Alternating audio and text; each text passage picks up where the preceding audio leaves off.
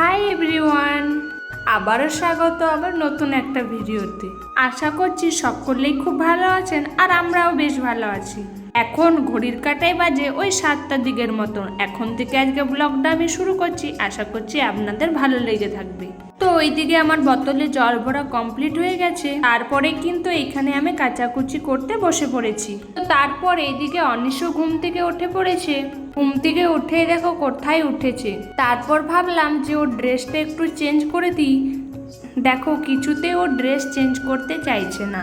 ঘুম থেকে উঠেই কিন্তু একটু জেদ করে। তারপর কষ্ট মষ্ট করে ওকে জামাটা আমি পরিয়ে দিলাম। ঘুম থেকে উঠে কিন্তু একটু আদর খেতে চায়। তারপর কিন্তু চলে এলাম ভালো করে রান্নাঘরটা মুছতে।